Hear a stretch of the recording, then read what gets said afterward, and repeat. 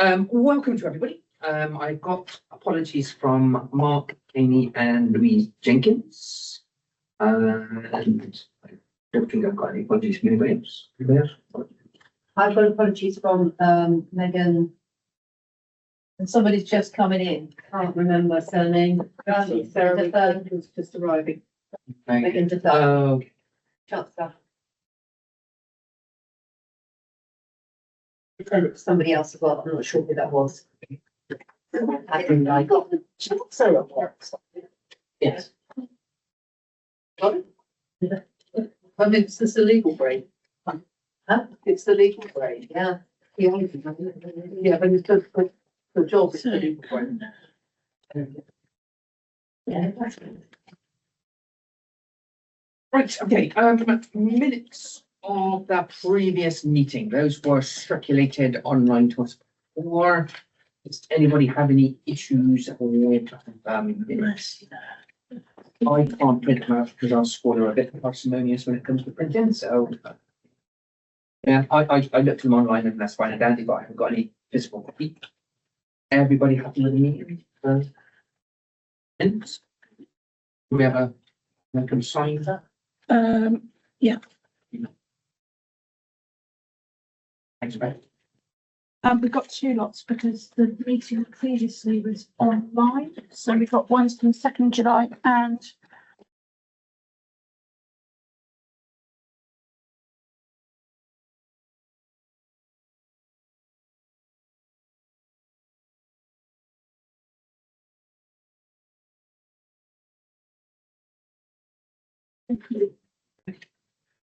No, I'm assuming because there's nobody here that there's nobody who's going to come in for public question time. It's critical stuff. Right, Tim Curley, is he online? So that means we don't have. So if Tim Curley's not here, then we can't do the. Since we're just right. Pretty sure someone just came in that door, but I don't know who it was.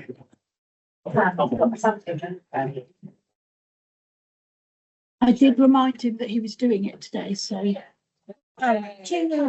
Apologies, here's horrible traffic. Yeah. Yeah, we're just in time, Tim. We're waiting for stress. Sorry, we're on to your bit now. Oh, is it straight in and We can come back to it if you want to. Oh, that's fine. I didn't try. Yeah, one of those days today. What do you mean the house? Oh.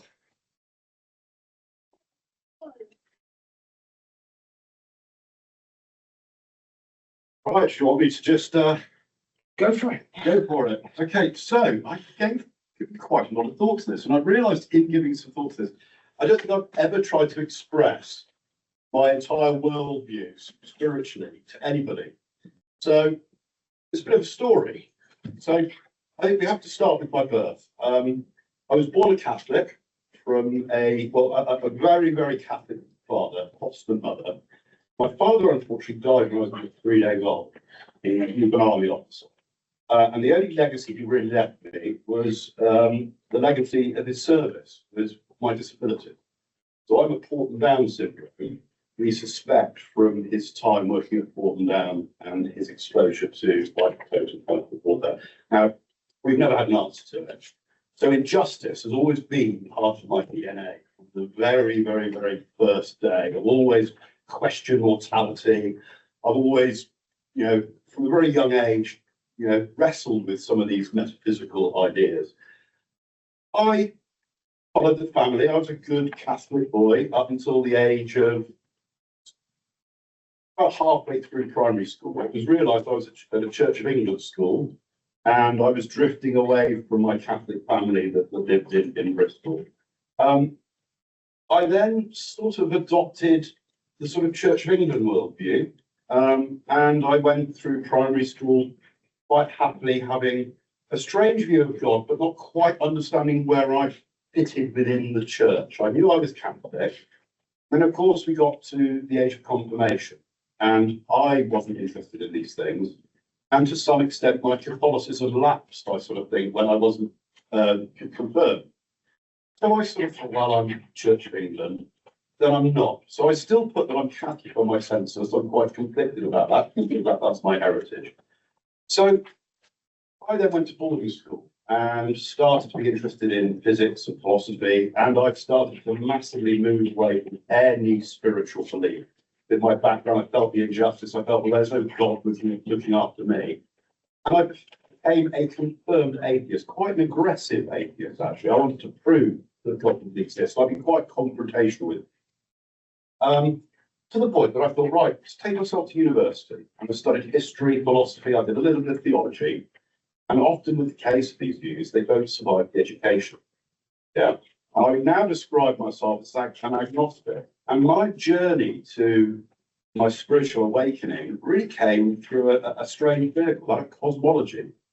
So I was very, very interested in the universe, in our origin, in just everything that underpins it.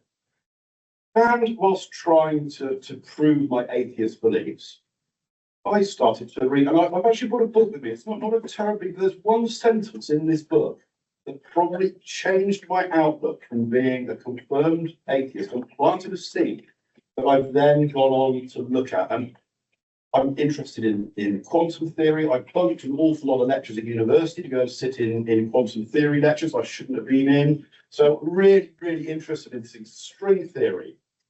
Cannot get to, in my worldview, you cannot get closer to the unanswerable questions that sit behind God in a string theory. Now, I'm not going to go into string theory because it's really very complicated. I just want to read to you the one thing that probably awoken me. Now, this book is by George Smoot, and it's a description of the experiment that proved the Big Bang. Okay, so all the background radiation. And his final chapter is called Towards the Ultimate Question, and he tries to bring together some of these larger beliefs. The astrophysicist Robert Jastrow, in his book God and the Astronomers, described such a prospect as the scientist's nightmare. He has scaled the mountains of ignorance. He is about to conquer its highest peak. As he pulls himself over the final rock, he is greeted by a band of theologians who have been sitting there happily for centuries. And it's a throwaway sentence. But of these little sentences, that planted a little bit of seed that I thought, actually, there is something beyond the knowable. And to me, that is where God lives. He lives beyond the knowable. And I have last accepted that with my limited human brain, I will never understand it. And I will always be in awe of what sits behind that. Is it a process, as Plato described, the prime mover? Is it something bigger, something metaphysical? And I'm fascinated with the lessons that all religions bring us. I think that there is a common thread of morality. There is a common thread of the duality of man that absolutely sits in all these theological positions. And it absolutely fascinates me. I think as an agnostic, I'm open to the truths in all of them. I don't necessarily believe in those truths. I still have an empirical brain that wants an answer, except I will never get one. And to me, that's been quite a liberating position to be in. It stopped me being so finite, so judgmental about it. The final thing that I would say that's always startled me is we're beginning to look at the universe in that it's bigger than just the universe. We've got multi-universes out there. And we start to tap into something in infinite time. And when you get to infinite time, strange things start to happen. So anything that you and I can think of or dream of over infinite time has to happen. Well, is it infinite time outside of the universe? Do all these possibilities coexist? Absolutely do. I don't have the answers to that. But I have a confused spiritual journey. I consider myself to be very spiritual.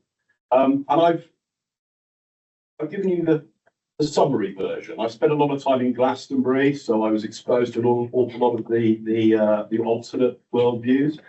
I don't know where I sit, but I'm actually quite happy in that place. Yeah. Perhaps one of the spiritual but not religious growing number. I think so. I mean,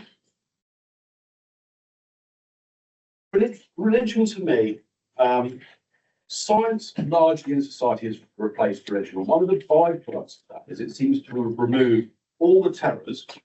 It's also removed an awful lot of comfort. I think as a society, we struggle with that. and we struggle with the short-termism that comes from it. So I think there is a place for religion. Can I subscribe to one? No, I can't. Can I describe what sits behind them in an unknowable way? Absolutely. Here is mud. Do it properly. Yeah. Okay. Yeah. Thank you. You can do it. Well, I'm going to ask because I think that some of our great scientists, if I'm thinking of Stephen Hawking in particular, when he didn't discount that because he got as far as he could get with his thinking, and he said, "I can't actually go any further. I can't see that." And I think that's quite an interesting perspective of science. I mean, you could say, my husband said, "Oh, we're doing second marriage, you should try and cope over experience." And you could say that in some ways, some religions, I mean, I'm a Christian, but is a religion trying to cope over experience. But you could also, it is about hope. And that's, for me, that's really important.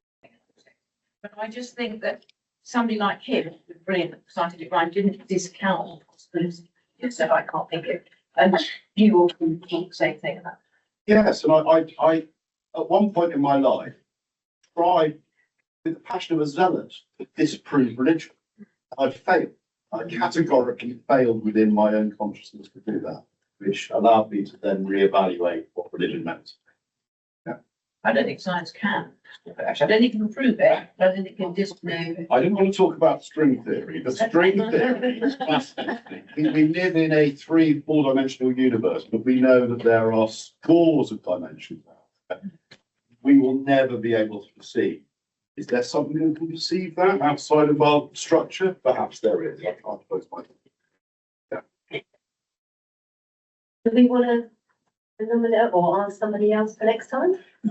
We usually rely on volunteers. But, Yeah, for next time? I could do it about that. I Could we make that? I could. Thank you. Thanks, sir.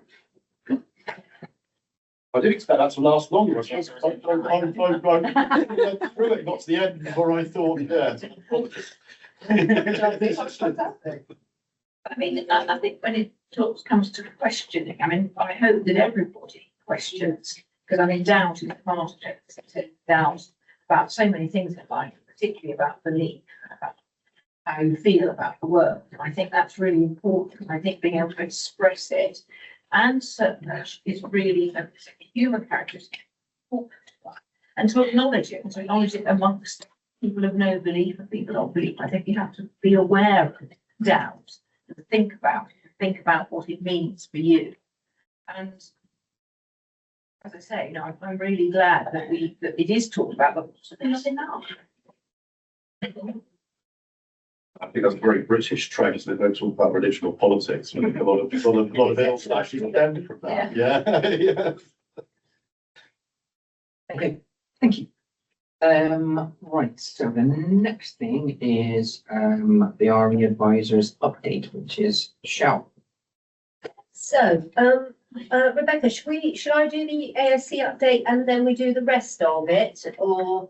Yes, You go want- for it. Okay, so that's the following slide. I'm afraid we could move on to it if it gets to it. Okay, so last week we met with the ASC, which have been doing some tremendous work, really tremendous work, haven't we? All in our little way. And we finally came up with, I don't know if I've got enough, 10, 1, 2, 3, 4, 5, 6, 8, 9, We can share. with our 20 million first draft. There we are. And Is this confidential at this stage? it is until the 22nd of October, but Is it updated from last? I just have you everything. Here you go. Here you go. Rebecca. I do have 2 more if anyone wants a personal. No. Yeah. Honestly, that, you know, they don't have to kill me. So, let me talk a bit about it first, because just to make this very clear, we are not agreeing this today. This is not an agreement. This is a draft that has been passed and agreed by the ASC as the first draft that will go to consultation with schools. Okay, so this time, hopefully, I hope it's by the end of this year. Good thing, albeit this is the end stay, but that's what it is. Yeah, that's okay. Otherwise, yeah, I see that and say, oh, Yeah. it's been agreed. I'll put the draft on that. Draft for consultation. This will hopefully be agreed in some form in a year's time or less. But this is going on the 22nd of October and the 5th of November in front of 100 different RE teachers. We were fully booked within 2 weeks, so that's really good. And I think when people start realising that we are fully booked, we'll be doing the third day. So that'd be fantastic. We've been quite strict. We're not having anyone but RE, Somerset teachers or leaders or SACRE members. So if you didn't manage to get on it for the day and you want to, maybe we'll do another day, not There's this still term. room on the fifth. Fair enough. There's still room on the fifth. Oh, well, how much? I don't know, but it told me that the 22nd, this morning when I looked, it told me the 22nd was fully booked. It didn't tell me the fifth. I think there's one space. One space. Oh, well, I better We see that. put ourselves on, we had to put ourselves on. Don't we? Because you said something about room capacity. Yeah, but it's fine because you're reading it. Oh, okay. Right, fair one. We can put those back in, I think, Rebecca, then. That's two for each. That's 3 and 2. Not pretty good anymore. Oh, in which case I thought the 22nd. Yeah, there you go. Anyway, this document, as you can see, is much smaller than the last one I put in front of you. But that does not mean everything's gone. It means a lot is in supporting documents or appendices. I don't know how I say it. Anyway, I'm not going to go through everything with you, but there's some really important elements that you must understand about this document. The forward, as you see it, is from Alison.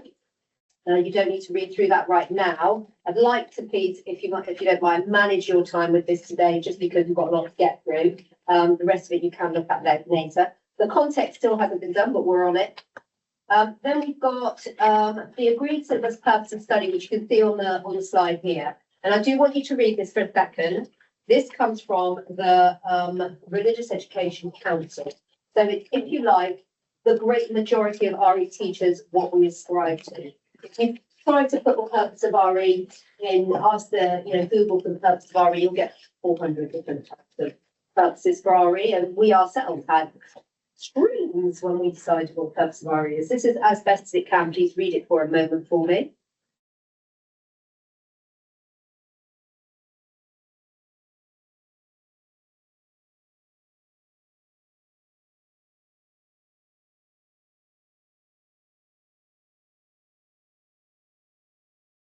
So what I really want to point out here, that we're talking about a religion and worldviews approach. We are clear about it from the start. Alison is clear about it in her forward, that we advocated for a religion and worldviews approach with using a multidisciplinary lens. So the what and the how are there ascribed right from the beginning. Studying of religion and non-religion, so that is very clear too. Which is part of our statutory requirement anyway, but there you go, as long as it's very clear there. And then the line that I really want us to focus on, which most people just decide to go past, is the rigorous scholarly approaches. Yeah, the failing, as we know, time and time again, from Ofsted, anyone who cares to look at RE in the subject, is that we are not challenging, not scholarly, etc., when really in ethics, religious studies, theology, etc., at university is a very scholarly subject. So there's absolutely no reason that we shouldn't be, even down to Key Stage 1 as far as we can be. If a teacher is teaching something in a certain way, geography or history or English, they should be teaching it in similar ways in RE. It should be that challenging. Anyway, moving on to the next 3 sections, which are the next 3 pages, and I'll talk you through how we've broken down our aims. Again, we've got billions of aims in RE. We are multidisciplinary subjects, so therefore we encompass a lot. But I've broken them down into 3 areas, which are substantive, disciplinary, and positionality. Substantive being the content we teach and the concepts we teach them through. So we teach the concept through the content through concepts. And then the disciplinary is how we do it. So those different methods we use, the skills, if you like. And then we finally got a positionality, which makes us slightly more different than other subjects if we were on a national curriculum. So if you look at the curriculum research reviews, this is part of every subject really, but it's not really highlighted in many of the subjects except for ours, where positionality plays a really huge part. So it must be part of our aims. If you'd like to read through that for a minute, please, for me. And please, if there's any spelling change, etc., please don't worry about those now, just the content.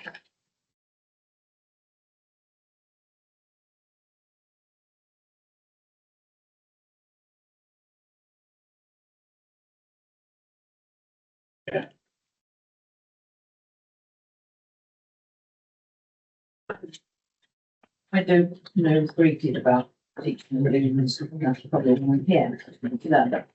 I do really like the one that's an important thing, religious leadership in a pluralistic society. I mean, it's absolutely more important than ever. It's ever been, I think. And that's the thing that worries me most is that people don't understand how to live or choose to live.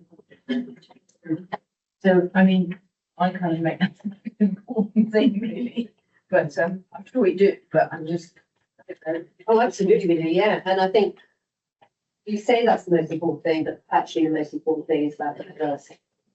So people do not understand that religious belief is diverse within religious traditions. Once they understand that, they understand an awful lot about it. But if they see Christians as a static thing, Yeah. they then don't understand why a Christian would do such a thing. They don't understand that this Christian believe very differently from this Christian, because of their worldview. So that's why the religions and worldviews approach are really important. And of course, the spiritual, not religious, is a huge growth in our society, especially in the UK. I've got a Christian girl, the most extreme Christian I've ever taught in my teaching career this year in year 10. She does not ascribe to any denomination. I don't know what her church is. She keeps saying, I keep going to masses and services and everything, seeing if there's anything that fits with me. So that's an interesting concept. All of it is very interesting. We have to understand that diversity, all students do.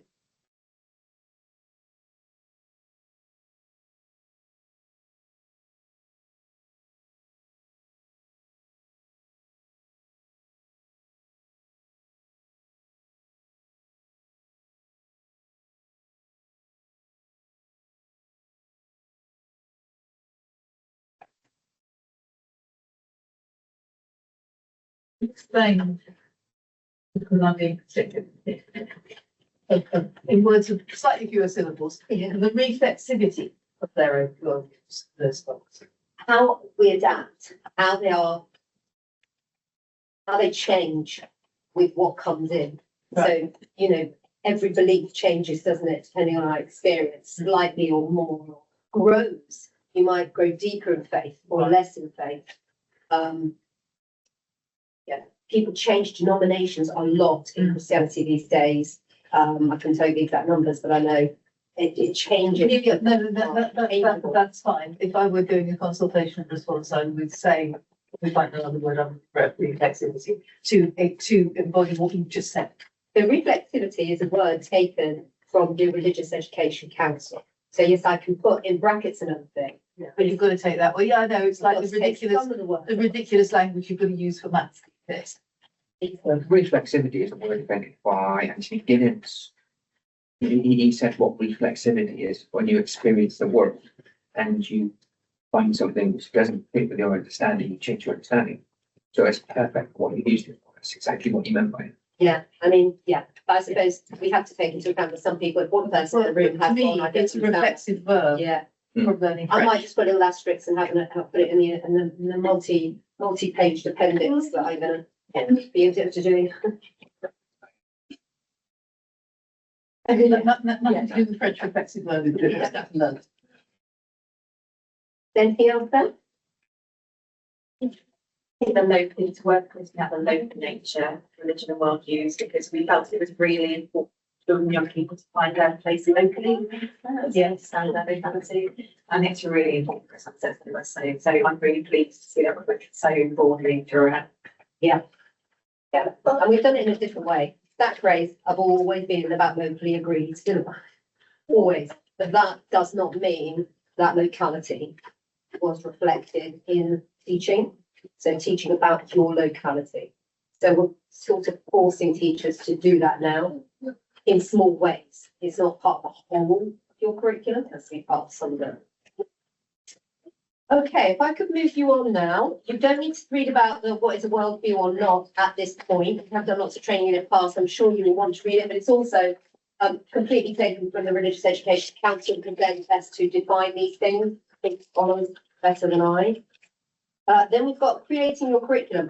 This I would like, these three elements I would like you to note because one of our biggest stumbling blocks with RE teachers is their lack of resilience for planning. They don't understand how to plan well. They don't know what multidisciplinary looks like in the main. So they might have been doing it implicitly forever, but they don't know how to do it explicitly to say, here I'm doing theology, here I'm doing philosophy, here I'm doing sociology, here I'm doing history, here I'm doing anthropology, and how to teach that to children, how to in their mind, they feel perhaps they're too scholarly about it. Awful lot of resources out there to help RE teachers, but we have to connect them to it and help them plan curriculi that will flow and be sequenced in a way that they can then use those different resources. So these three elements, the first one is the what, the substantive. The second one is the disciplinary, the how. And then the third one is the conceptual, the golden threads. Now, if you have a look at the symbols around here, it is worth noting, we've had this one before, around here, these symbols are religious and non-religious. We have atheism and we have humanism here. Those symbols, if we were doing what we did before, the world religions approach, we would only see this. Yeah, we would only be teaching facts about faith. Yeah, and facts about faith are problematic because I cannot actually, teach many facts that are equal to a faith, let alone all faiths. So that is really, really important that we get away from a world religious approach, which research has shown us does not really help the promotion of tolerance in our society. Using these disciplines and the concepts will hopefully help us do that better. I'm not going to say we haven't done it yet, so how can we say it's a work that's going to work? We hope it will. In the society that children are being brought up in now, it's ever more important. The disciplines, all these little icons you will see are important because they come up throughout. These are here. Yeah. So theology, philosophy, not Father Christmas, and sociology. And then these are the ones I'm going to talk to you about at great length now. So these are the concepts. So initially we use the concepts in the REC handbook. So they've given us a toolkit on how to create a syllabus. Yeah, great toolkit. Even the writers in the toolkit are struggling to use the toolkit. I spoke to him this morning and he says himself he struggled to use the toolkit. And one of the stopping points, the problems that all our RS teachers, all our AAC members, all our non-specialist people said they didn't really understand those concepts. So we've tried to simplify them. And this is what I'm going to be going through with you in a second. But just before we do, this is basically another visual to help teachers understand the idea of how you, sorry, next slide, please, Rebecca. How you interleave. When you are planning your disciplinary and your substantive and your conceptual, but you're always thinking about those skills and those disciplines to help you plan that. Now, obviously, I'm going to give teachers an awful lot more training on this. Yeah, and this is just for this booklet. This is not a training booklet. But Paul, Eleanor there has had it. Can you say what the symbols were around? I will in a minute, it's all coming, don't worry. Here we go, so this one is just showing teachers the steps that I want them to do, when it comes to planning. And again, I will be teaching that. And then the next page is not something you have to read through. It's the National Content Standard. Now, Rebecca, she presented on this a couple of meetings ago, which is that REC Council wants a national content standard in RE. Now, this month coming, because we're in October, so then November, we should be hearing about the curriculum. I can never remember what it's called, curriculum and assessment review. And here's a hint, like a stronger hint, that there might be national curriculum talk about RE. But rumours aside, we have to hopefully get them to tell us or to tell teachers that they must have a certain standard when teaching RE. And this is it. And this is the content. Now, the ones that are in red are just pointing to that local areas kind of ideal. So that's really why I'm just pointing teachers to that more specifically and what that actually looks like. Now, if you've ever taught history, you'll know what that looks like, but RE teachers don't. So we will be showing them, exemplifying that with planned units of work for all key stages, not all to be released on the 22nd, but a few, and teachers to be coming to talk about them as they go along. Yes. Yeah, I just wanted to say from a non-subject specialist perspective, because I've ended up sort of documenting like this, I think this is really useful, but for a non-specialist to tie this together, I presume we're going to have some exemplar questions. Yeah. Will one or two of those tie absolutely explicitly so that they can be used as a model then to do? All coming. Yeah, good. If you talk about heritage schools, schools which have a religious character, so does this apply to also, if you're a school that's a church school, do you have to do the whole exact same? Or is it down to the government? You have to teach Christianity in the main, there's still other faiths, other religions. Depending on the key stage, might be only one religion, other religion. They have to follow our syllabus. Well, VC schools have to follow it. Yeah, And the diocese has agreed that VA schools will. that's it, yeah. Oh, Yeah, they will. Yeah. And Academy, it depends on their funding agreement, but I think we just had it passed, didn't we? Last July, no earlier than that. That is part of the funding criteria that they have to follow. Because before it used to be, you should follow something like the agreed syllabus for academies. Now I think it's you must follow. all the secondary all the secondary schools are academies, except for one, sort of ones. So therefore, hopefully, I mean, they're all asking for this stuff. They're desperate for this stuff. So, you know, hopefully, Sorry, right. question, with me now, just talking about this, I mean, I've taught in 3 schools in Somerset, and only one of those has had more than 1 hour a week for RE. Yeah. And it quite clearly says supposed to be 45, so that school would have been all right. All the other schools, when there's Where 30, are you? I'm now in 6. No, I'm saying on the page. Oh, sorry, Can I'm we just, come to that later? okay, cool. Yeah, But I'll come to that. but that's part of that discussion you were just having though, isn't it? Because if schools have to follow the syllabus Yes, as it is, yes, and they're not following it with the amount of time, yes. then they're not following the syllabus. No, that's right. Well, they're not following it anyway. They're not, but the only way that we can put pressure on them, we can say, and I do all the time, and I have affected change in quite a few schools, but especially at Key Stage 3, and core Key Stage 4. But at the end of the day, unless Ofsted makes us think, They've got anything to stand on. we haven't really got any leg to stand. You know, I can have a moan, and I do, but you know, unless Ofsted starts voting them down on their reviews because of RE, they're not going to really find it as a priority to them. That means schools. And you know, they took us outside the bucket, and that was the end for the GCSE, really not the end, but you know, No, what? Yeah. And Ofsted frankly doesn't pay attention when it's a church school. Particularly doesn't pay attention when it's a church school. yeah, I mean, it just doesn't pay attention anyway. I I've got a quick question about academies. You may be able to answer or not. So there seems to be at the moment a lot of academies that are being snapped up by organisations outside of Somerset, and they appear to be pooling their teaching resources. So are they forced to then not pool with their central if it differs from ours? Do they have to follow ours, or would they have to follow what their mother Yeah. So organisation? I know a couple of academy trusts that have a very set curriculum when it comes to RE, and teachers have left because of it. It's still very world religions based thick, and quite a lot of teachers want change.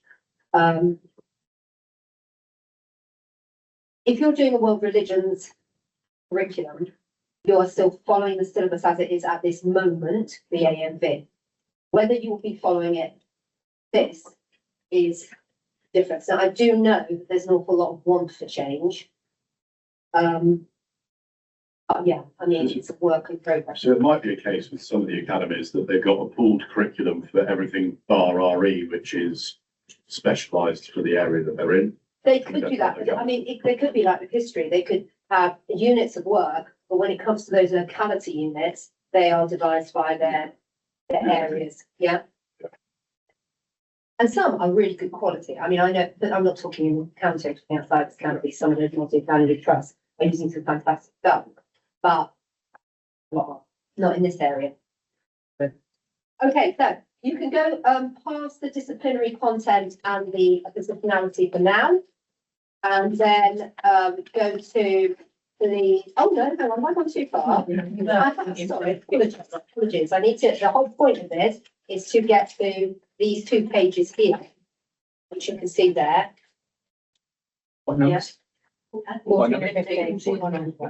Yeah. So these 2 are an attempt to explain the concepts, but they are also much better explained later. So bear with me, please, as we go through this, okay? So the ones that are here, and I might go up to the board because it might be easy for me to, sorry about this, people. These ones here are the ones that are on the REC handbook. So those are the recommended concepts that the Religious Education Council have put forward in the National Content Standard. Yeah, those ones there. Those are the ones that had, the ones with the A, B, C, D, Fs and Gs and Xs and Ys. Those are the ones that people had a problem with, that found hard to understand. So we've renamed them.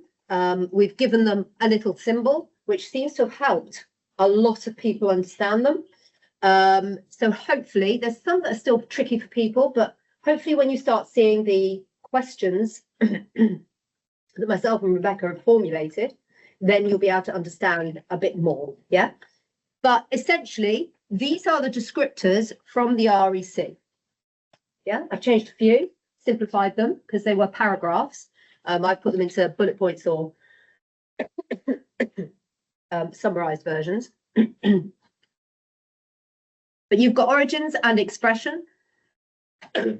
Sorry. So that's mainly your theology, mainly your world religions.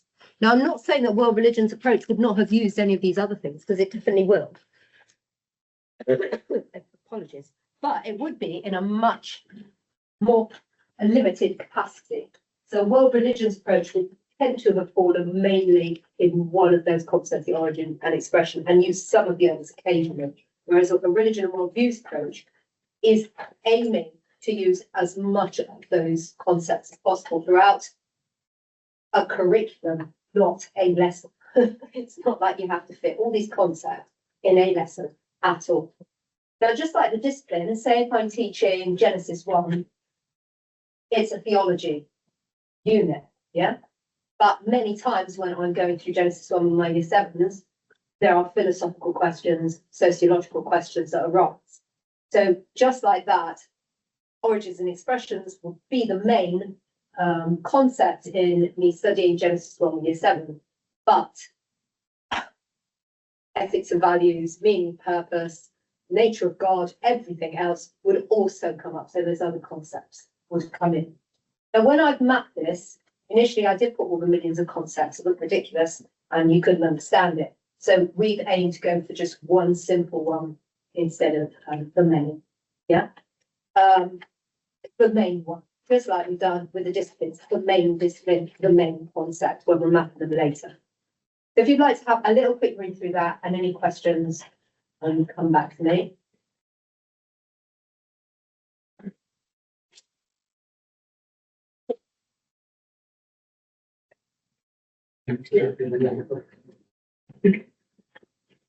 Question. It's not directly, are you going to offer training to governors?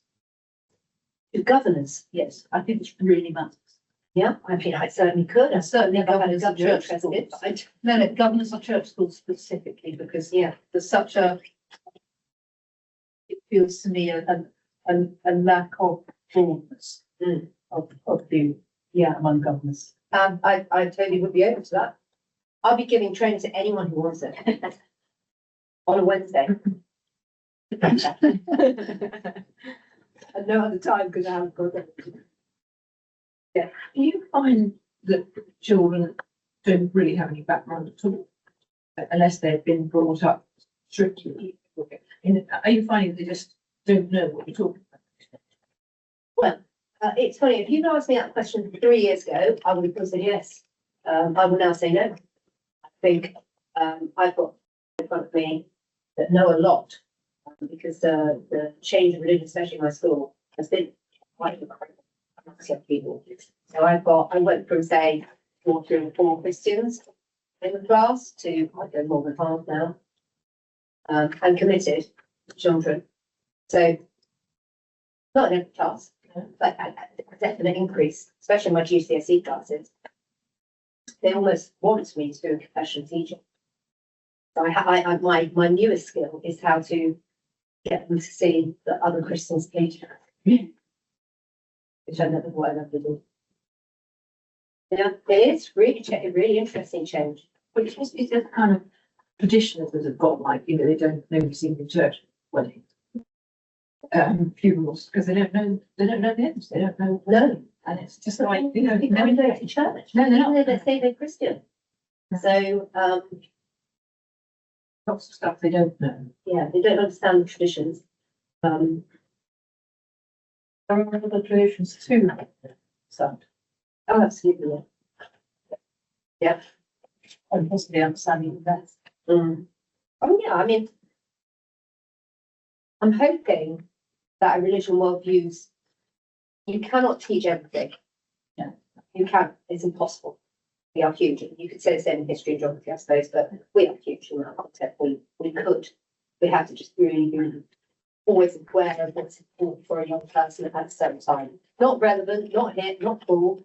No, relevant for that time. And this at the moment, for example, we're just doing political philosophy with year 8. Those people are going to be, I'm looking at them and thinking, you could be 20 in 3 or 4 years' time.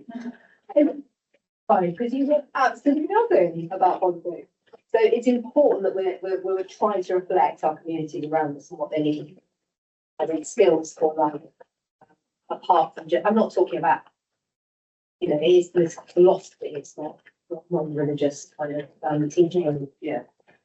But it's essential, essential. But the nice one about, how do you know you're a good person because you do good things, why do you do good things because you're a good person?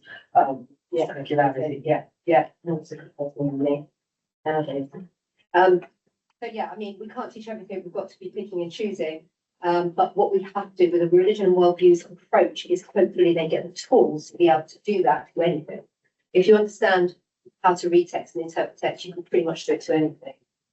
To any faith, we want to give them those skills. That's one of our main aims, isn't it? It's giving them the skills to be able to investigate, interrogate. Is the skill any different from the skills they're being asked to use to interpret historical texts? Yes. It's a different set of skills. Yeah, it's because we are critically thinking. So, I know you do that in history, but we ask people to evaluate claims. That's what philosophy does. That's what religion, theology does. It asks people to evaluate claims. So the kind of tools they get in RE at GCSE, all my students say, help them in all their other subjects because they are more structured, more in depth. They're about analysis. Because you've got to pull down what you do at A level, the skills to GCSE to enable them to answer those big essays. I think you guys would agree with you. They should be doing their skills in history level. You get a text in front of you and you got to think, Yeah. well, why do you write that? I mean, the text we've got about Romans is to make the emperors look good. It's mostly rubbish, mostly made up. Yeah. And as long as you accept that, Julius Caesar wasn't a perfect human being, in fact, quite unpleasant. But the people who wrote the history about him wanted a job. And so it's the same skills in history as it is in RE. Absolutely. I And do think, if I go further, I do think the history curriculum may actually comes slightly later. Yeah. So I think Yeah, if we're nice. dealing with some of these issues in RE, Mm. that actually we want to formalise it in history, and we almost arrogantly think, well, they're not quite ready yet. Yeah. And we wait until sort of year 9 until they Yeah. can step up to do that. Yeah. So I hear what you're saying, but I think there is a phase difference. Yeah. we, in my school especially, we do at year 7, we're starting year 11. Yeah. But that's not every school, but yeah, we should, there's no reason they can do it. And I might We do it, why not do it? year 8 political history is.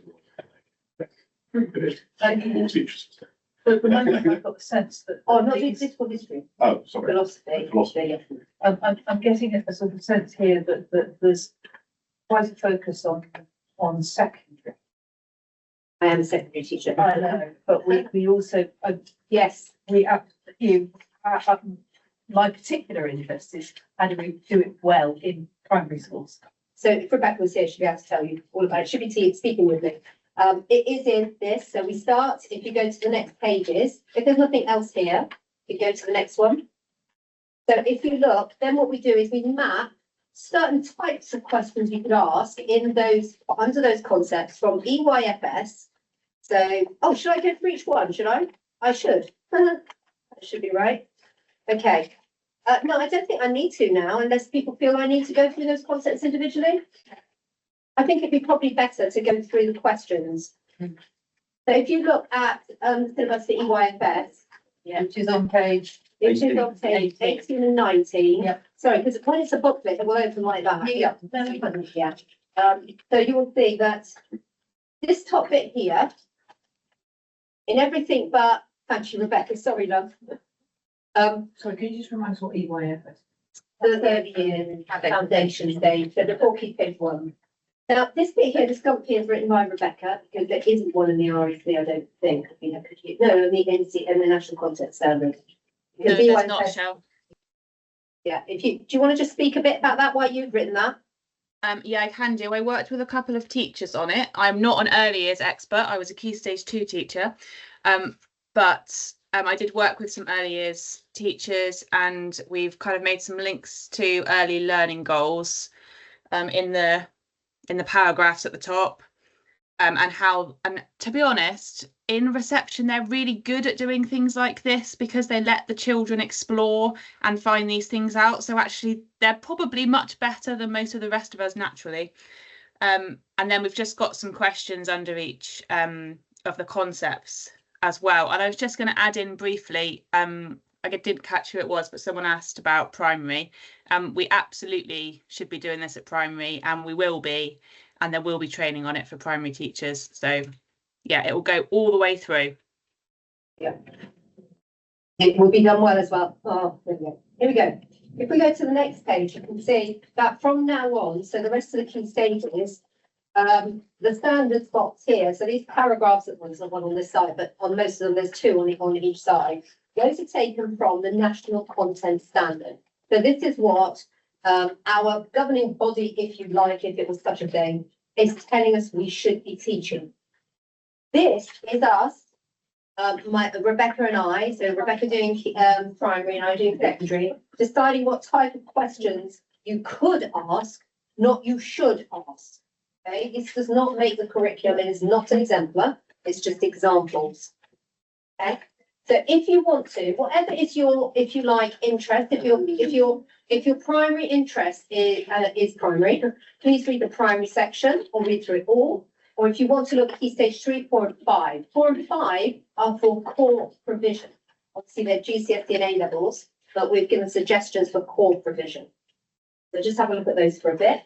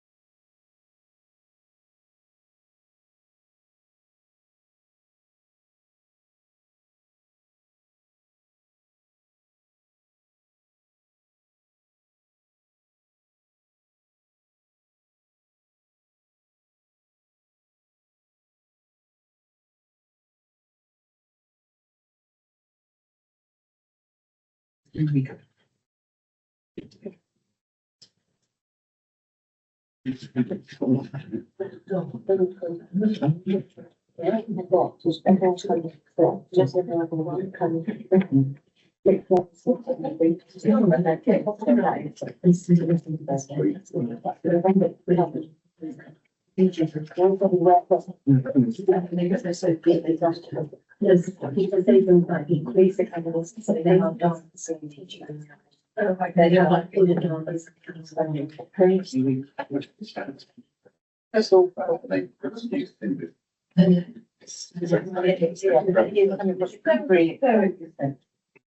You would then. Yeah. It's not the break.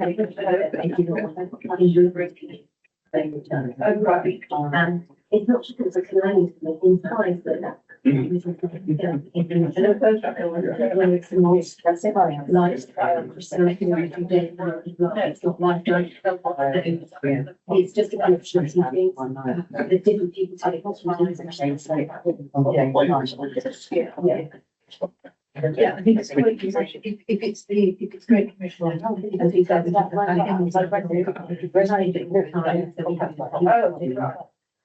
But I think that's. Yeah. They're doing comment to previous. They're just doing learning about a religion. So Chris has been this, was a bit that, I think it's been this. So I teach them that for my whole day, yes. Sure. I don't know, and we don't know collectively what this inside, Page 24. page 24, the great. Peace, pacifism, if you like. Sorry, So non-violence. Non-violence. No harm specifically. And that, the Great Commission as a phrase. it's still like Sanders as you would like them to do, it's up. No, the No. Great Commission. Oh, going to.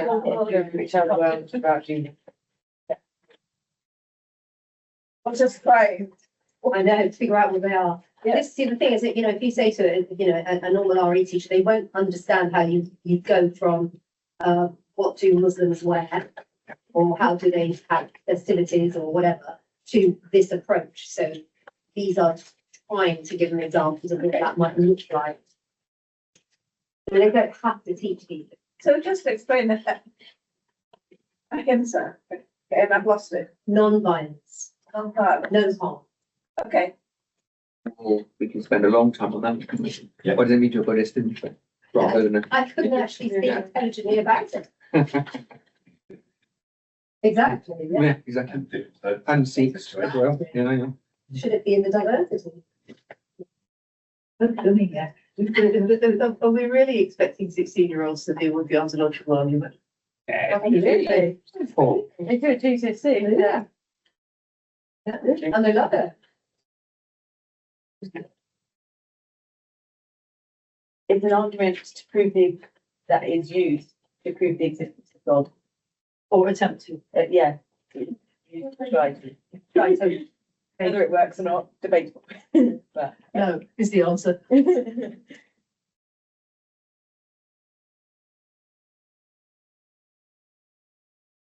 we want to go back and learn, are we again, so.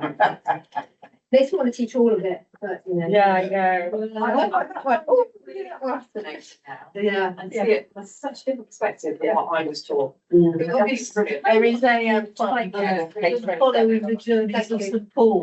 This is, tell me in a minute. And 29. I have done, updated a load of typos and some great minds tried the other day to do this.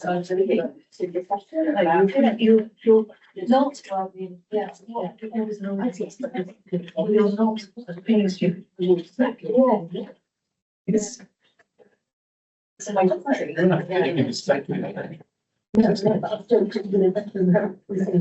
you get his brains, he's expected to use it.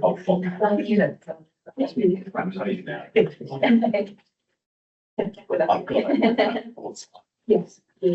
say that. My eye. That's what we need. We need a tool. You must teach. And it's just not there. There is a bit of element, but it doesn't work in all the boxes. So you have to do one box there. Sorry, it's not very boring. And I want to go back and teach, can the rise of spiritual but not religious identities be seen as a rejection of the collective and favour of the personal? Teach that. That ties in with the, I go to lots of different things, but they don't necessarily fit with me. As opposed to it's other way around. I know, I really want to get it. It is quite bizarre. I've not come across it before. I can see a doctor for it.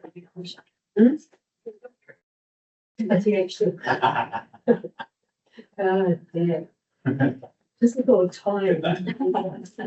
No. Oh my God.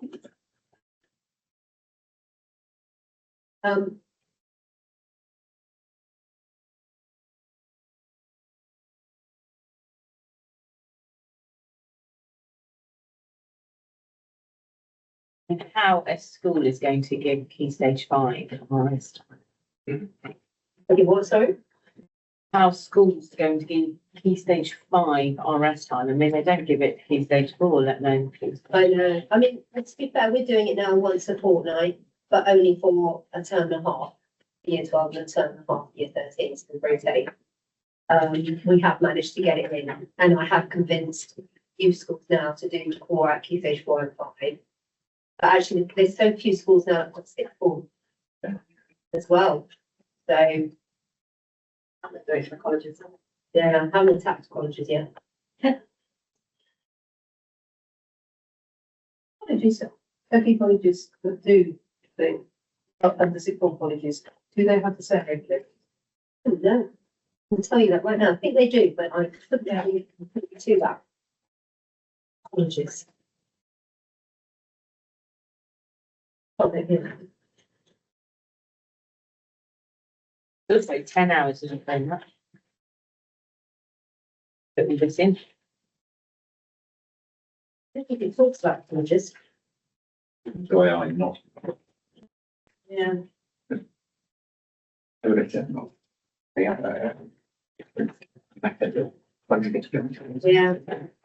They do. Yeah. Obviously, they on page 25.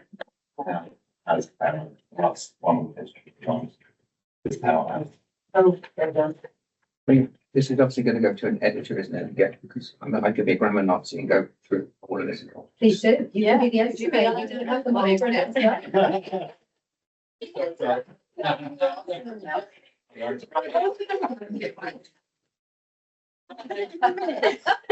Yeah, what's that?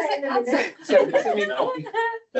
Send me a copy and I'll send it back. Yes, please. I've had so many people with it, but, you know, there's always more. Yeah. There's always. Now, there's some things you can't change because it's coming from the REC document. Yeah. So you can tell me about it and I can say, yes, I can change that, no, I can't. But it's just, you know, me as a grammar Nazi, I look at it and I see that there's like things like capital letters missing and capital letters with long. Yes, lovely. I love that. Yeah, please do. Yeah, happy to do that. With the trees brings to mind. Yeah. Yeah, but if you've spent your Yeah, life and please can you underline or highlight proofreading some of copy these, editing, tell you me. can't not see Yeah. those. I know from us. Sorry, People yeah, always you'll tell have it back here. I'm sorry, but you just can't read without a pen in my hand. I know.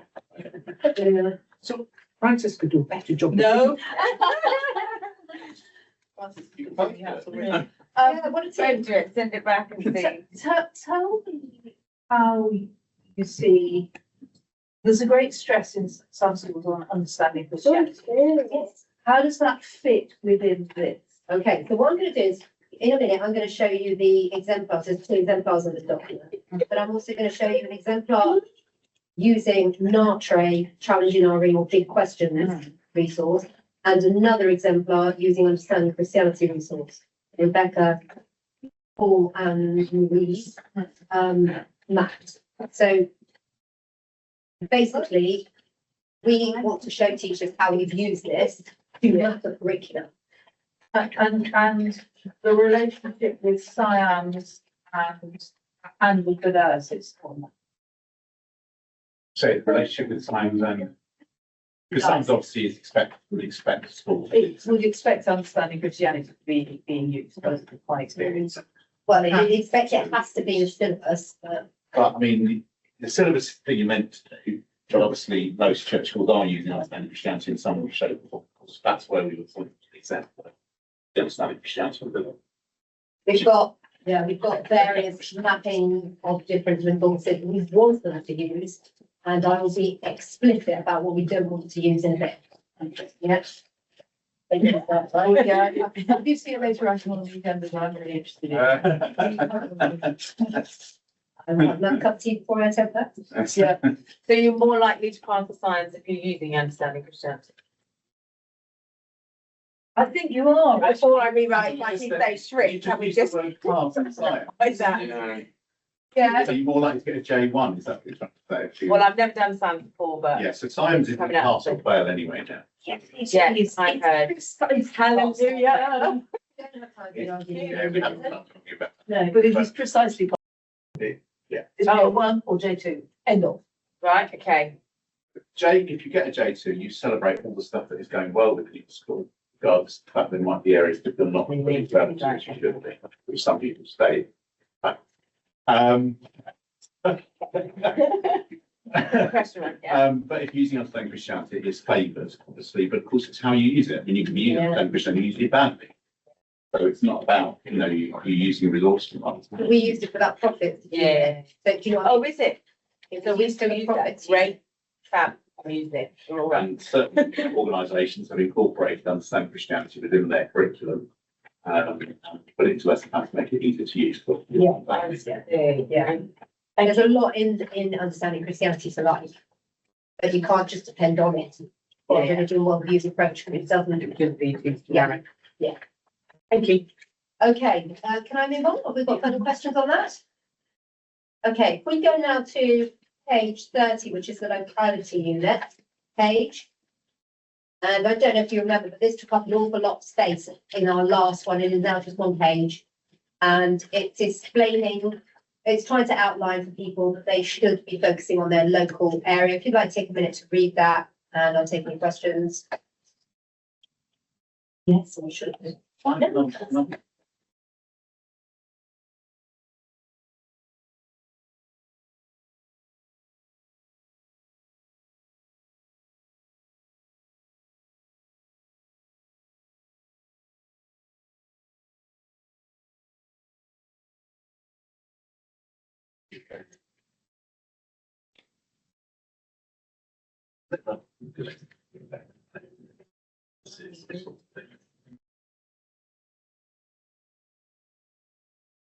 The summer people, is that, Yeah. is the summer people, is that an example of what you might use, or is it what you'd expect all the Somerset? What part of the summer? Sorry, well, journeys of the summer people, page 30. Yes, Would you be expecting that that would be something that was really in context for all the Somerset? but it might be your local summer. So They've your got our way. Exmoor. Don't think they got anywhere near. I'll have to investigate more then. Oh, As far as I knew, oh, but I would definitely look into that. yeah, I mean, I'd be quite wrong on that one, but I. Yeah. The research I did not bring that up, so that doesn't mean it's not there. Yeah, I will look into that. What was Champagne? It's a festival, near an old pagan festival. So, Samhain is, at the same time as Halloween. They're dead, kind of thing. It's not dead, it's not Halloween. But lots of people, it's a real misconception. But do they celebrate as well? Absolutely. It's about the end of summer and beginning of winter and reflection, etc. But then it would depend, paganism incredibly hard to define. Literally from town to town, looks different. Bit like. And that's interesting as well, isn't it? To understand the very, very local context of history. where people weren't as transient. Yeah, that's really interesting to look at. And then see how people are interpreting it today is, because they talk about these things as if they've been doing them for thousands of years, and these people have not, and they are just taking it. Their interpretation of it. Yeah, so you've got multiple, it's impossible, you know, almost. It's a bit like trying to think, Christmas, which was a festival. That's a similarity. Yeah. Maybe I've got once again, it's not champagne, it's sound, It's what? so. See, I took this as the most agreed spelling, but I'm happy to change. No, let's spell it like that, you don't say it like. Oh, It's like- sorry. It's like me, I see, yeah, I see, that's so, what so you don't say champagne, what did you say? so, that's, Soul pain. that's it, no, just some, So, so like SOWM. guys can't heard it like that. I will take it. Yeah. So, So these 1, 2, 3, 4, 5, 6, 7, 8, 9 have been made so that we can, no, okay, will be made. yeah. So about 4 or 5 might be ready by definitely the 5th of November. And that's a mix of primary and secondary. I've got 3 secondary that probably will definitely be done by the 5th of November, 2 that'll be done by the 25th of October. Primary, I'm not so sure. Rebecca, could you speak to that? So I know we've got people presenting them, so hopefully they'll finish. Yeah, primary is an evolving situation. Everything's taking slightly longer than anticipated from both ends. There will be a couple ready for the launch. I'm not sure that they will all be ready. Do you want me to put the list up of the units that are currently being written, Shell? I think they're already on there, darling. I think they're on one of the slides, unless if you want to Yeah, change that's it. what that's what I was going to get up. Yeah. Oh, hang Yeah. on. You've got like You don't which do that one yet, are the primary and which one is the secondary. Oh, okay, bring them up now then, I suppose, yeah. It'd be worth saying as well, going back to Francis's earlier points. This year is a year of consultation, so obviously, you know, the education system is desperate for this to be out there. Yeah. But we obviously need to do it in consultation to make sure it's going to work in the classroom. And, you know, if the evidence already suggests that it is, but we need to double check it. Yeah. And then it will be officially launched in September. I will be honest and say the reason these are taking so long is because I no, not at all. I am the same. a maniac and make the writers follow certain formats. And because of quality assurance, because everything has to look the same and everything has to be the same and everything has to be challenging, I have done a system which people are not struggling, but it takes a long time to do. Yeah, it's not an easy thing. And rightly so. Yeah, and rightly so, because it's SACRE, it's not just for ourselves, it's not for us to share with friends, it's going out there to the world. So it needs to be, you know, it needs to be a certain way. And that's what's taking everyone time. I mean, the formatting alone. Which is better than it used to be. I mean, we used to have some examples that were. Yeah. Weak, Yeah, politely absolutely. put. We can't put up there because anything they look at, if they go then to do something else, they're going to use that as a model. And if it's not right, they're going to say, oh, that's okay. Why can't I do it like that? So it's really important that we have consistency, Right, but that makes it harder. one thing I'm gonna say is because we need to vacate this room by 4 o'clock. So we might need to Yeah. work on a bit of things. Yeah. Okay. Okay, any other questions on that page? No? Right, so I don't have anything else to talk to you about except what was mentioned earlier with page 33. Just to, what do you mean I don't have anything else to talk to you about? I have loads to talk about, rubbish. Page 33, where you have those hours. Now, these are the hours taken from the A and B, our own syllabi. It's pretty much the same in everything else, in every other syllabus that I've ever seen. Actually, Devon asks for more. I can't remember how much more, Key Stage 4. And Key Stage 5, can't remember. I know one of them is more because I have shown schools, trusts across counties, the difference. So we are asking for less hours in one of those key stages. This is the ideal. This is what it used to be. when we were still, you know, the bucket, sorry.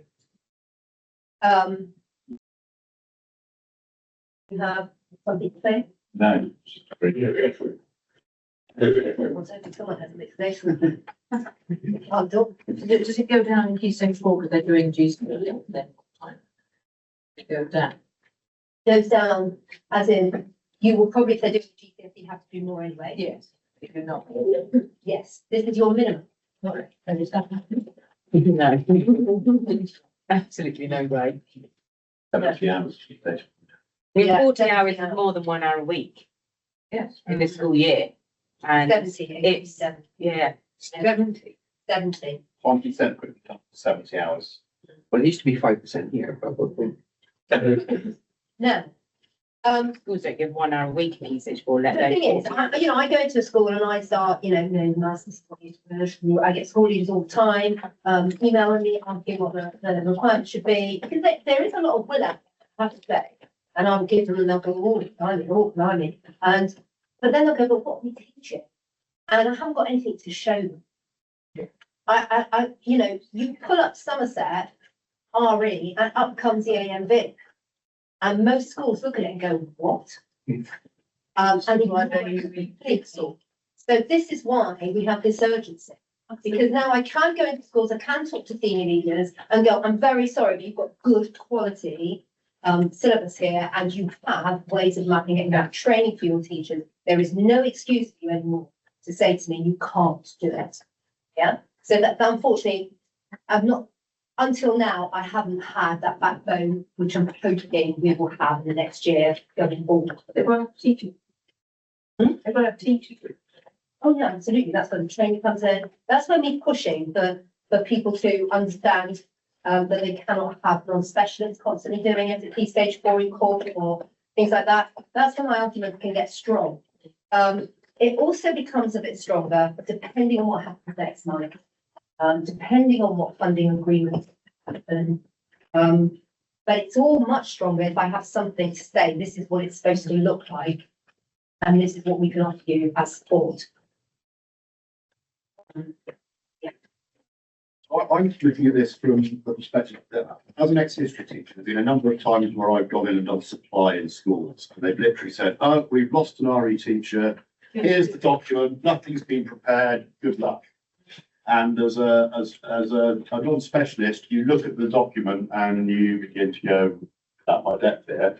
And you don't end up producing good lessons and you are aware of that. Now this, having a look at, I actually understand this much better than a lot of the documents. I quite like the symbols. I think one of the things that we often do as teachers is spend a lot of time flipping from one page to the other page to cross-reference what we're doing. That makes it much easier. Yeah. Yeah, so just in a practical way of writing your curriculum and your lessons, doing your planning, that makes it really easy for me to flip between symbols and just give myself a little, so I like that. I have to say, in terms of how deliverable it is, I think I need to wait to see the rest to see how that ties in. But from what I can see so far, it hasn't given me the terrors, which is normally the reaction I get. If you go to page 34, we can start quickly looking at the exemplars. Yes. So the exemplars are actually what most teachers go through. Yeah, and they probably will be this time too. We acknowledge that. So we acknowledge that we're using these symbols, we are using the concepts, we're showing them how we're mapping the concept, and we're showing them how we're mapping the disciplines. And if you would like now to just have just a note to say that the yellow is the locality unit. So the type that's in yellow is locality units. I know there's typos on this. But please don't worry, they are going to be amended. If you could just read through whatever you're interested in of the 2 exemplars, that'd be grand.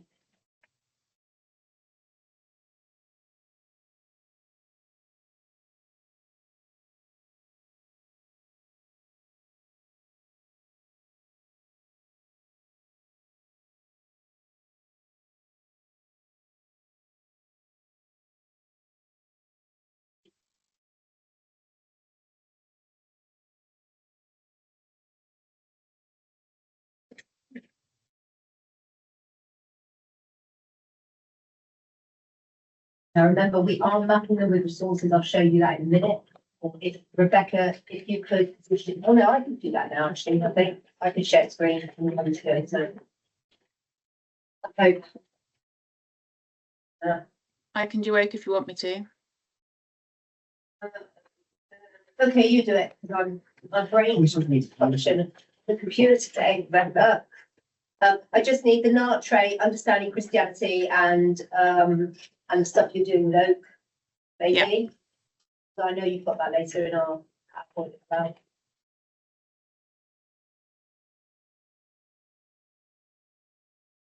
Can I ask a question about the localities bit of work? I'm being key stage 3 specialist, straight to that. And I noticed that you've got, in year 7 on example 1, you've got 2 units in year 7, and there's none in year 8 and year 9. I had a look over at 7.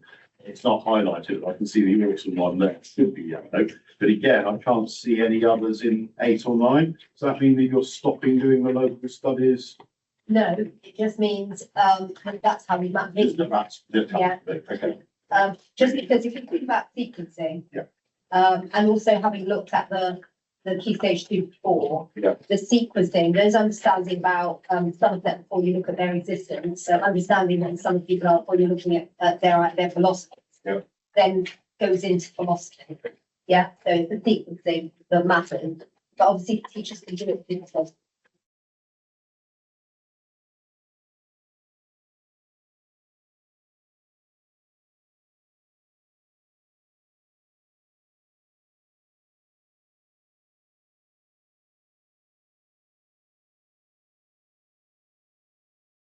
Yes, that's why it's yellow. I know. Yes.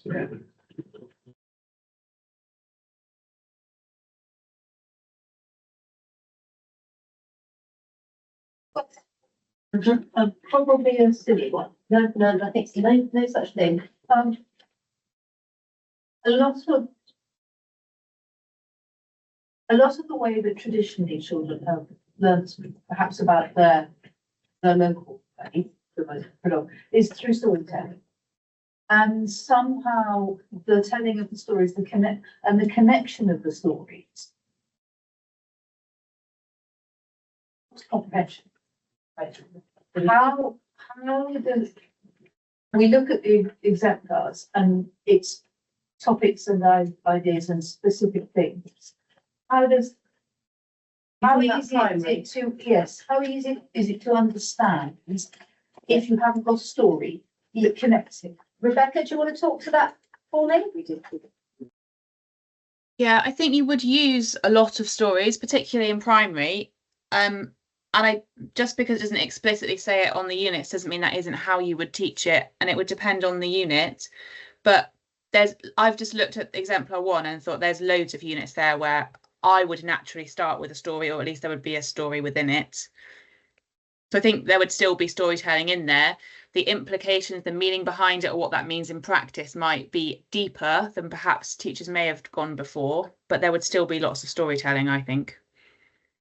That's really helpful. I suppose I was thinking, I happened to see a thing the other day where there was a bit about creation, there was a bit about Pentecost. And however much you might tell a story of one and tell a story of the other, there wasn't any, how would anybody, any child make sense of that as part of a whole? Or would one not expect them to, or not want them to? Primary teachers talk. In the same unit, or was it like with the unit on creation, the unit on Pentecost? Well, it was different stations and children go from one to another. In a lesson. Well, that is my question to the school is, was that a lesson or was that something different? Unless they were looking at the whole sort of overarching story, like what were they doing, that sort of stuff. I was that extent, that's the Yeah, I was going to say, is it? It was called Bible Day. Bible Day. Day. Bible Day. I think something I might throw in is you could share a story, and if you don't know what it is you're trying to get out of that story, and explain and discuss further with the children, you could just share the story. Mm. If you've got a story behind what it is you're doing, you're more likely to do the thing. Yeah. That would be my take on it. Yeah, this is theology of it, you know, so obviously whenever you're doing anything on the particular orange units that you're bound to have at least one, maybe it might be a story, it might be a sort of like teaching, but I suppose it depends, you know, your focus is you know, what special books text, what duty critical, but you might, for example, choose an Old Testament story. Mm. The way that's why it's sort of part of the story. And then most, again, you may well tell specific elements of the You wouldn't want to do the whole of the thing, you want to really, that's the whole point of it. The challenge is the less you teach, but more in depth, the better.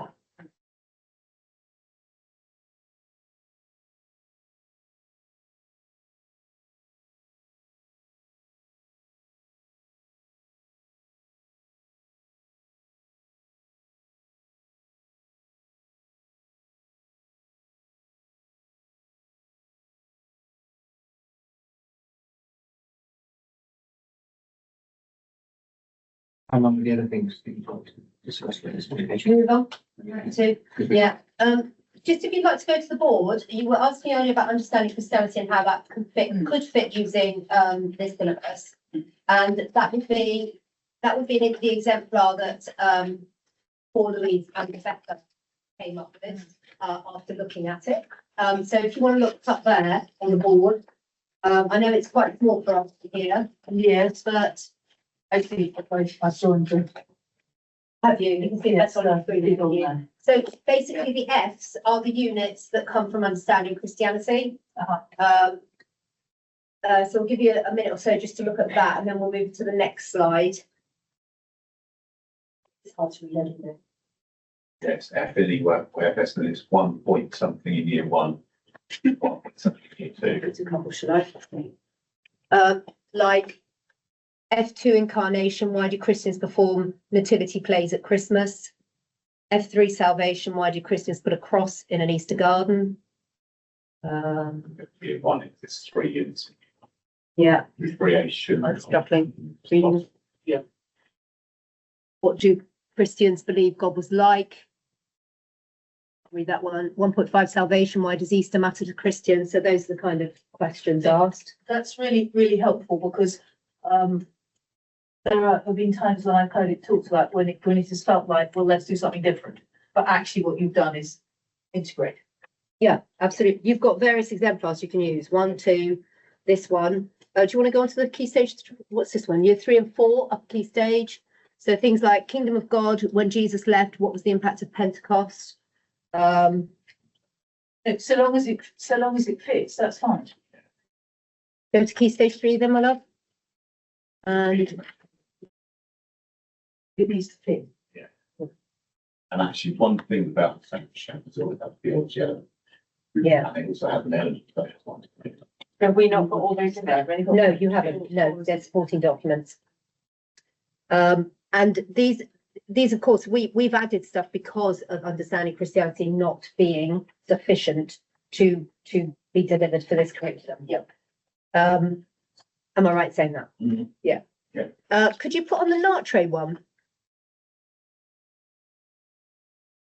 If possible, is it there somewhere? Now, the Natre is built around 2 series of books. Primary, big questions, big answers, and secondary, challenging RE. And both set of books are brilliant tools to help teachers teach the disciplinary approach. So most RE teachers go slightly panicky when you start telling them they've got to teach children how to be, how to learn through theology and et cetera. These series were fantastic for us. Would you agree? Really good at helping us know how to teach it to children, which was one of the biggest things Ofsted was telling us we were doing wrong. We're not being explicit with our disciplines. So these, can you see there's so many different symbols? Because I've done this in this way, because of the way the units are written, they include many of our concepts. And yes, I could just put 1, but I always felt the need for more. I stopped at 2, I think, on each one. I spoke to the writer of this series, the secondary series today, Stephen Pett. I showed him this, but it dawned on me that he did not know that I had mapped his stuff. Anyway, he was absolutely fantastic. He loved it. He loved the whole syllabus. He loved, and he created the REC handbook. And he's doing his own syllabus for Gloucester. And he said he really liked what we'd done. So that was a big pat on the back to us. It really was, because you can't get a higher praise than Stephen Pett. No, and I think that's what you said was really good. We particularly at primary age, there's quite in some places very much a teaching children to feel I am a historian, I am a geographer. Yeah. What we want them also to be able to say is I am a theologian. Yes, I can learn like a theologian. Yeah. You know, those are the kind of, these are wonderful units that are, and now this was mapped with 6 primary leads. So I did the primary with 6 primary leads. It was fantastic. The trust gave 3 days of training and of sitting there and being able to map out using those materials. And using those materials, this is what they created with my support. I think this one and the next one. So, and they're using it, they're trialing it now. They're trying using their support. So that's 6 primary schools are using it at the moment. This one here, we'll see how that goes. We've got another day, a week, I think. But yeah, so these are the symbols, as you can see, mapped out. You can move on to the next one. They were very specific that they wanted to also know the religions. Yeah, because in those units, they do specify a variety. They show it through many lenses instead of just one. So you don't use all the lenses, but you choose the lens you want to show it. If you wanted to do a unit, I'm going back, I can't think here now. If we went back to the primary, you got like 5 religions. You could not teach 5 religions thoughts on that thing in one term. You'd have to be more specific, but you've always got a choice with an art tray, what you want to teach. The art tray resources don't say lesson 1, lesson 2, lesson 3, lesson 4. They give you a program of study that can be done as you would want. You can either stretch it or minimize it, because as rightly said, some people are on an hour a fortnight, some people are on 3 hours a fortnight, you know, so you've got to be able to adapt that. So that's the art tray ones. And then if you want to talk about the oak stuff, my love, maybe, Rebecca? Yes, absolutely. Yeah, I met with Shell and I met together with Adam Robertson, who leads RE for Oak National Academy, and then I spent the morning with him. I'm just trying to find the right slides. Oh, sorry. I spent the morning with him and we mapped out where there were links between our exemplars and things that he has created for oak, and all the oak materials are fully resourced. It does come with a bit of a health warning, because if teachers were to use it exactly as it were, it would absolutely be death by PowerPoint, particularly at primary. It would be really dry. So we need to explain to teachers that these PowerPoints are there, they can be downloaded, they can be adapted, there needs to be active learning in there as well. But they're a really good starting point, and there's some really good case studies and stories as well, actually, particularly in primary. So we mapped out where there were some links. So this is just an example of 2 year groups. We haven't finished all of them yet. We did more or less exemplar 1, but we didn't get to exemplar 2. So this is just year 3 and year 4. So you can see we've taken out the concepts row and added in links to oak. And then we've been quite specific about how much it links, because for some of them, there were units that were really similar. For others, it was just that there was a story that linked, or a particular case study that might be useful, or just one lesson. So yeah, that's just an example of what we did. And I think this will be really useful for teachers to give them, particularly for the units where we haven't managed to produce as much as we wanted to. They can use some of the oak materials as a starting point to start trying out the agreed syllabus. And Adam is going to come to both of the launch consultation days as well, and talk a bit about that, which will be great. I mean, it's very important for us to tell teachers, we are not advocating total use of Oak. It's an online learning platform, not meant for classroom really. But it does introduce things, it gives them ideas, and as Rebecca said, really good case studies on there. He's from down here, Adam, so some of the case studies are quite good locality unit wise. And also there's too much content in their units. So we're going to be really hammering that's too much, don't just pick this up. But that could be said of anything that we're advocating for, but we have to give them something they can work with, because we can't humanly possibly write all the units or all the exemplars that we're providing. It's impossible and financially impossible as well. Yeah. I think all that's left for me to say really is that, yeah, we've had Adam and Stephen who have put their stamp of approval. They are both, if you like, the aristocracy of the RE national world, and I bow before them, and they are okay with what we've done. In fact, they're more than okay. They were really, really complimentary and really nice about what we've done and really happy to be part of it. So, at least we're on the right frame, because nobody at cutting edge has included locality units yet. Nobody else has used the REC toolkit yet to be published. Others are probably doing it at the same time as we are. So we're all just trying things out. We're not sure if we can do it. So that's really it for me to say. Do you want to then, Rebecca, just carry on with the other points, the LTRE soiree, etc.? Yes, absolutely. I know we've got quite a lot to get through, so I don't know whether now is the best time to do this. I just wanted to point out and remind people about the RE Hub's website, because there's loads of brilliant stuff on here that I'm regularly signposting teachers to, and all of our local hub meetings are on advertised on here and things like that.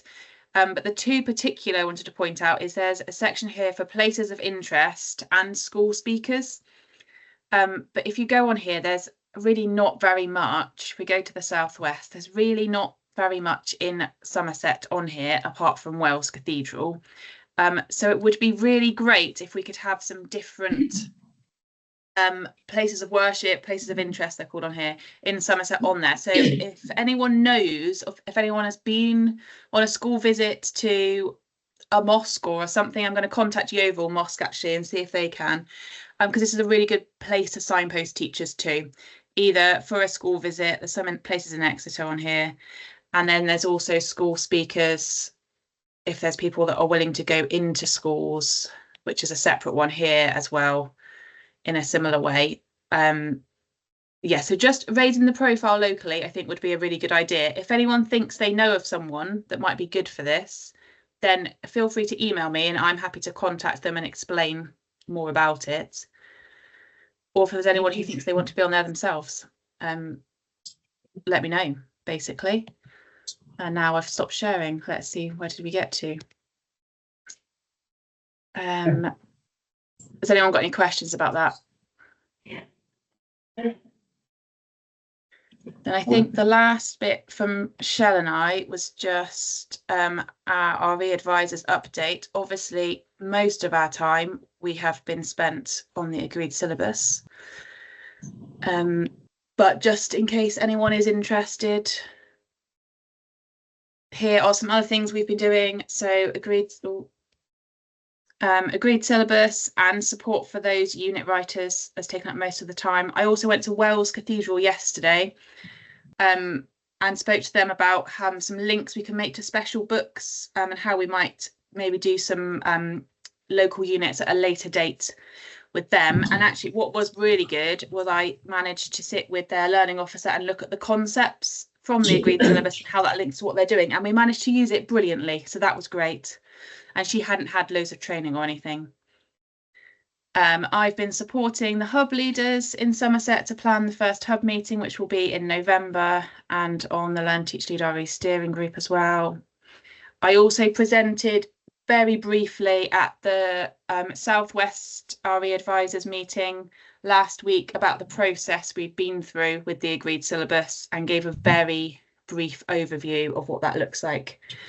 at the moment, and when we were launching things like that, which everyone was very interested in, which was great. They would like us to speak again at the next meeting. So, and then working with Oak to map out those resources. And then it's Shell, which is similar. I've been this. And so yeah, and supporting unit writers, looking out for Arial Fog 12, a mad thing. And working quite closely with primary schools in my trust. That I am an RE advisor for Somerset, but I'm also the trust lead, so been helping them with this. And that's about it for me, I think. Oh, no, well, I'm also a subject facilitator for trainee teachers for RE. Just to say this year we've got 4, which we only had 2 last year. It's a big drive at the moment. They actually do get money now, RE trainees, to be trained. Not a lot, but it's more than I think PE teachers get. I can't remember, but there's, we are one of the subjects getting funded, and that's another big push. There's a lot of people in the nation that are pushing government to up our numbers of RE teachers. So but Exeter, of course, still not running their PGCE, but the rest of us are trying to recruit. I've got a fantastic group this year. Oh my word, it's so exciting. Yeah, carry on. That's it for me, I think. I think that's it from us. Well, I have a question, sort of suggestion perhaps. So I used to work as a museum education officer in Bristol. And one of the things we were really keen to do with a bit of outreach, and there is some commercial, because if you can write something that schools are going to book to come into, actually that's great. You've got some commercial income for your museum, and you get, so there are lots of education officers that will sit with you. And I'm just thinking whether there are any at, say, Glastonbury Abbey that might well work with you to build up sort of a project that can be bookable, that tallies perfectly in with the work that you're doing. I know that's, we were really keen in Bristol to try and dovetail the national curriculum to the collections that we had. We were happy to write, even if it was somebody only ever booked it once, I would still write a 2-hour lesson for them, and go in the file. So I don't know if that's anything you've thought about exploring. Yeah, I mean, Megan, the last time she was here, she was the one who, we had our discussion, and I had a meeting with her later.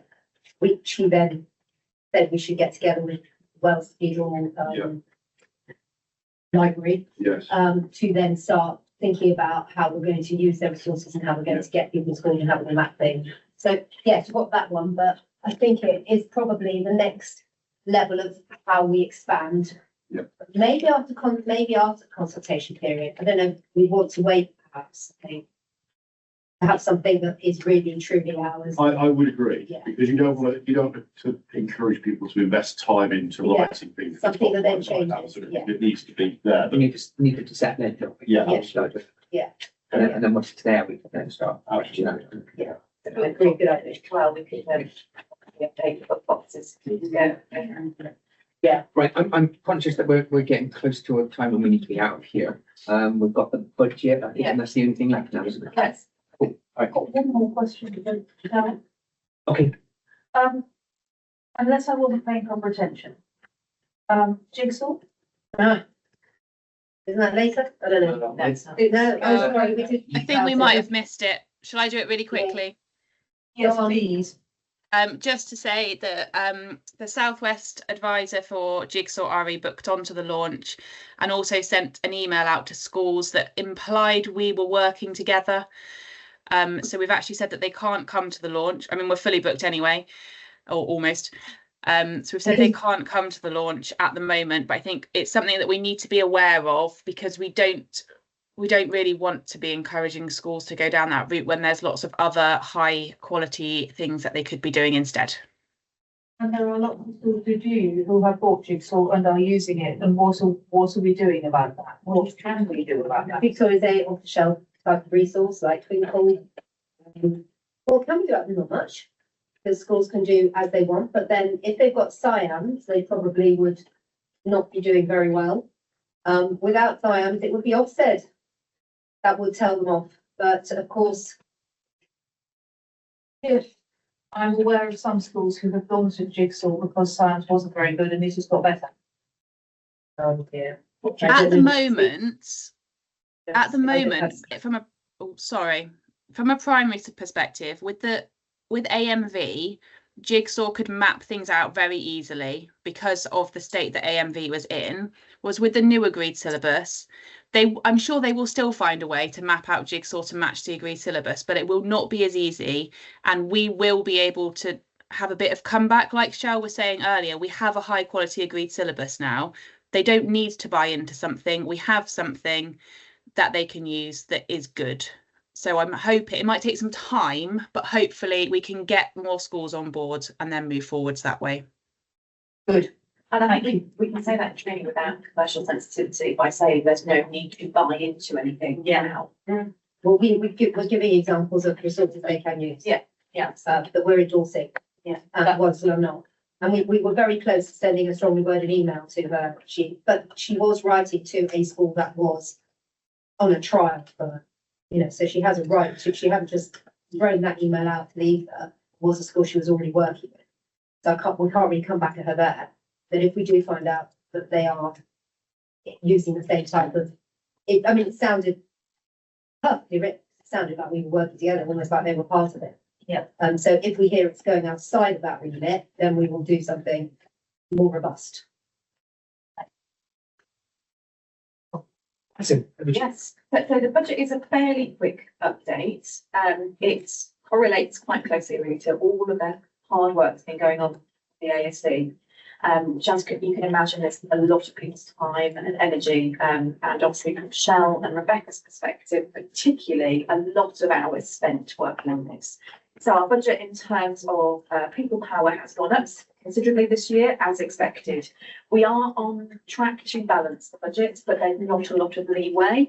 So I've tried the best I can to kind of map out that spend for the rest of this financial year, and it seems like we are going to be balanced with a contingency of around 2,500 for additional kind of units if we need, or any unexpected spend. So what I would want to do is come back to the meeting in December with a bit more of an update, just to kind of think whether we can have leeway with that additional contingency or whether that is spent. So that would be, something I'll come back with. So we used to having fees and hired all of the kind of costs for RE advisors, and obviously all of those that have been contributing to the units and their time. We've now separated that out to try and keep the budget as explicit as we possibly can, so we can monitor it accordingly. And obviously it's a good kind of litmus test at this point in the financial year, because this is based on Q2. So we're nearing the halfway mark. With the information that we've got, there's still some to pull through for month 6, but we're roughly where we should be, which is heartening considering the significant spend increase on the writings being annexed. And can I just ask, did you find out, did we get the money from us? So they did give us the understand? No. Because we had budgeted, because they said they would give us the understand. But I think despite that, we're going to be on track for this year. Yeah, we're not that much extra to do extra things, but I think what we're planning to do is affordable. I mean, we need just to make sure we spend all the money. There's no way we spend it. It's very difficult to argue DSG, carry forward. So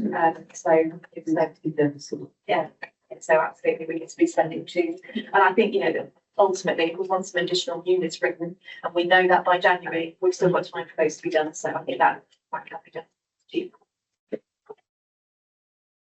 Thank you. I reckon that's all the things we've got to talk about. Unless anybody's got anything else they want to share or ask Alison. Right, so we've done a good meeting. Well done. Congratulations. Can I just say, sorry, just one last point. I just really wanted to use this to say a huge thank you to Shell and Rebecca. You cannot underestimate how much time and energy has been spent on this, and I think it's absolutely bang on. Brilliant. Well done, good Rachel. Do you want to do the editing? No.